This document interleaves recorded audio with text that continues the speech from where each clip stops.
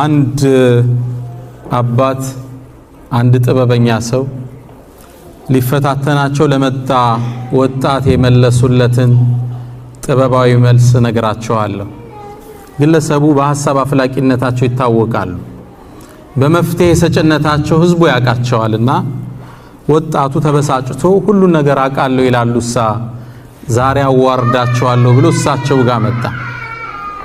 እሳቸው ጋር ከመጣ በኋላ በእጁ አንዲት ቢራቢሮ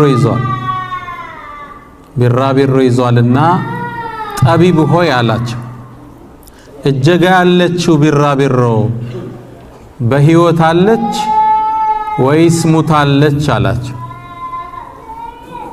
እርሳቸውም ጠቢብ ነበሩና ዓላማውን አውቀውበታል። አለች ቢሉት ጭፍልቅ አርጎ ገሎ ይሄው የለችም ሊላቸው፣ ሙታለች ቢሉት ደግሞ ለቆ እንዳለች ሊያሳይ ነው። በሁለቱም አካሄድ ጉድጓድ ላይ እንደሚጥላቸው እርግጠኛ ነውና መልሱልኝ እንጂ አለ። ህዝብ እያዳመጠን እርሳቸውም አንድ አጭር መልስ ሰጡት። ልጄ የቢራቢሮዋ ህልውና በእጅህ ላይ ነው አሉት። ከፈለግ ግደልና ሙታለች አርጋት፣ አሊያ ልቀቅና በህይወት ተዋት።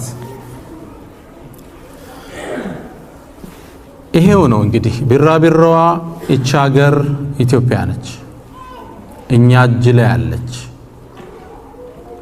መጥፎ ነገሮችን አስወግደን አገር እንድትቀጥል ማድረግ እጃችን ላይ ነው። የመጠፋፋት ሴራን እየነዛን አንዱ አንዱን እያገለለ አገሪቱን ማውደም አሁንም እጃችን ላይ ነው ያለው።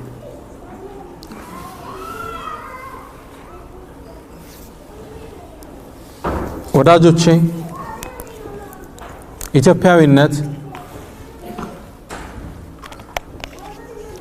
ኢትዮጵያዊነት አብሮነት ነው። ለኢትዮጵያውያን አንድ ሆኖ መሄድ ኦፕሽናል አይደለም። አንድ ምን ሆን መልካም ነው ባንሆን ደግሞ ምን አለበት ሚባል አይደለም። መነጣጠል እንዳንችል ተደርገን ኢትዮጵያውያን ተገምደናል፣ ተሰፍተናል፣ በጋብቻ ተሳስረናል፣ በንግድ ተቧድነናል። መለያየት እንዳንችል ሆነን የተሰፋን። ለሌላ ሀገራቶች አንድ መሆንና አለመሆን ኦፕሽናል የምርጫ ጉዳይ። ብንሆን ጥሩ ነው ካሉ ይሆናሉ፣ አንሆንም ካሉ መለያየት ይችላሉ። ግልጽ ነው።